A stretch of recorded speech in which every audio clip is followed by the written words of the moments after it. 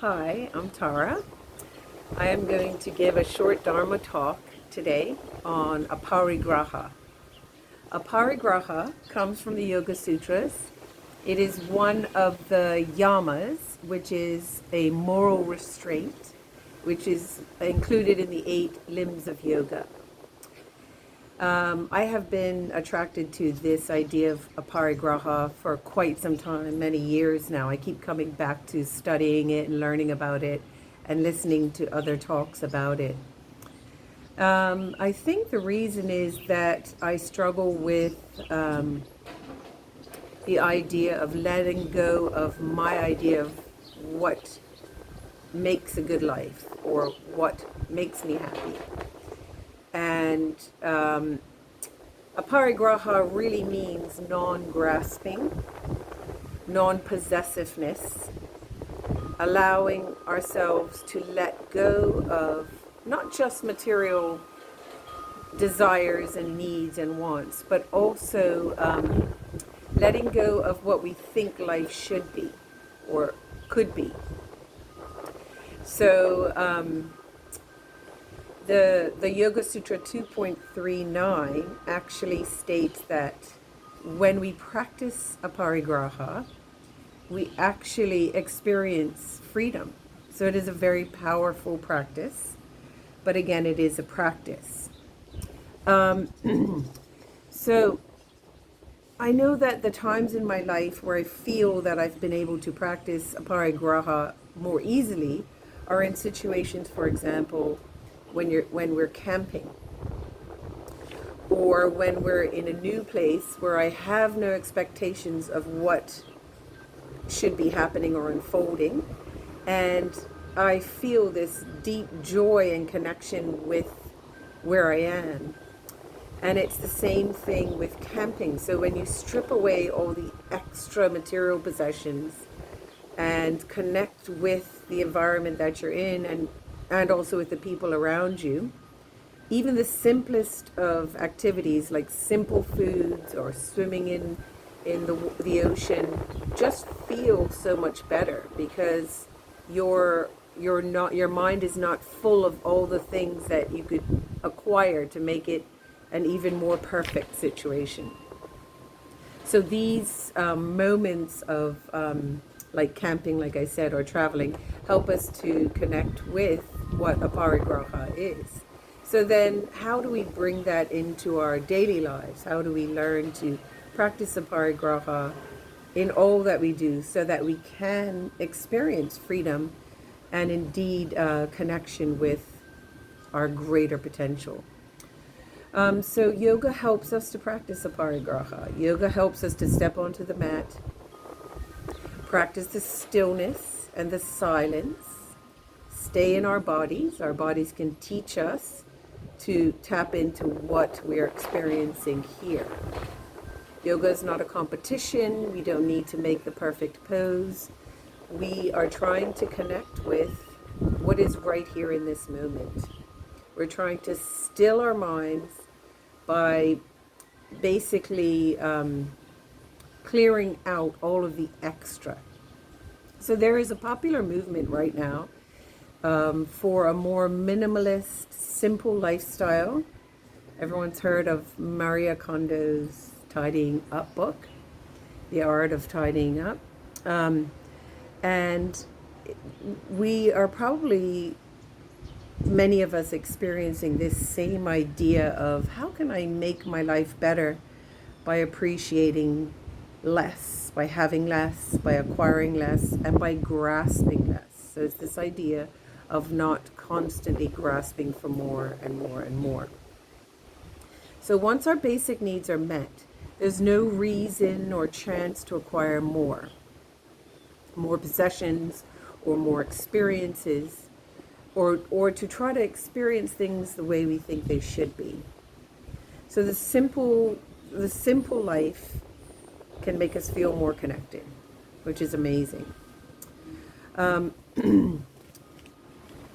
So to practice this in a class, I would have the through line of the more I can practice, releasing the grasp on my expectations of what I think life should be, the more present in this moment I become, and the more accepting I am of the beauty and silence and peace of what actually is. And this is freedom. Now that's a mouthful, so I would simplify it. So by practicing Aparigraha, releasing the grasping nature, I accept what is here.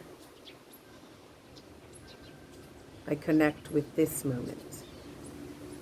So the poses where I would highlight this, perhaps in a class, would be in downward facing dog, which is a great pose because our head is down. We can perhaps close our eyes and engage with rooting into the ground and engage with what is here. We're using our whole body. We're in an inverted position, and we could practice letting go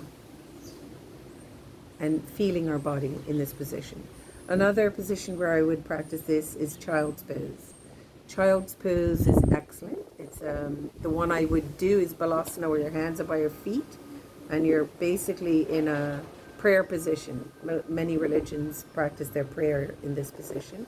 It's a very comfortable, secure position, and it could help us to feel connected with what is, safe and connected, and in need of nothing more than what is in that moment. The next one would be seated forward fold, Hashimotonasana.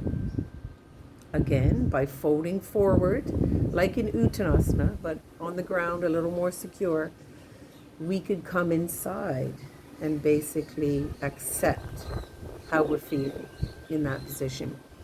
I think a more fun pose, perhaps also to practice Aparigraha or letting go of expectation, would be in Utthita Hasta Padangusthasana, so standing hand to foot pose. So the practice would be, how do I expect to be able to hold this pose? Am I in balance today? Do I need to accept that I'm maybe a little off balance? If I feel that I could extend my leg all the way and I'm not able to, then accepting where I am in this moment would help me to practice Aparigraha.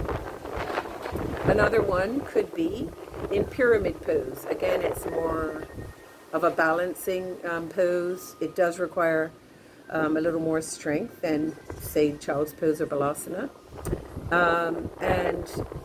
But it is in a folded position. So it's the humility of being where you are without expecting anything more. Just accepting where we are. Okay, and then in the final chat at the end of the class after Shavasana, we would talk about taking this practice of Aparigraha off the mat. And I'd like to just share a short quote from Summer Cushman, who has a lovely talk on Aparigraha that you can listen to. Anyway, she says, the practice of Aparigraha is inviting us to hold everything lightly, absolutely everything, because nothing remains the same. The practice of Aparigraha, or non-grasping, invites us into a sense of ease or a sense of freedom. And I think it's actually fitting that I share a beautiful piece of writing by Thich Nhat Hanh, who we sadly lost yesterday.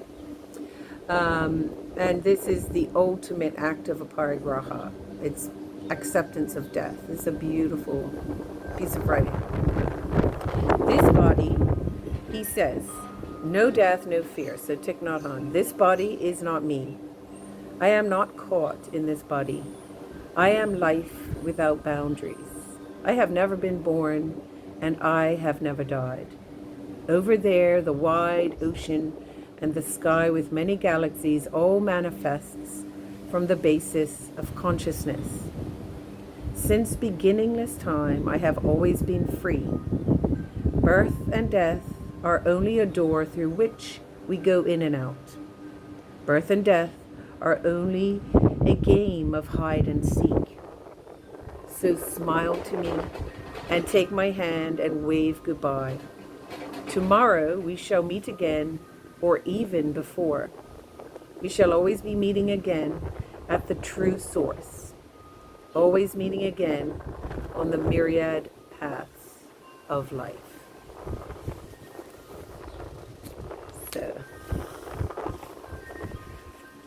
So like all important practices, Aparigraha takes that daily effort, that daily reminder to ourselves that we are tied to this material world, but we are spiritual beings, and that we need to practice letting go of grasping for more and accepting what is already a gift inside for us in every moment.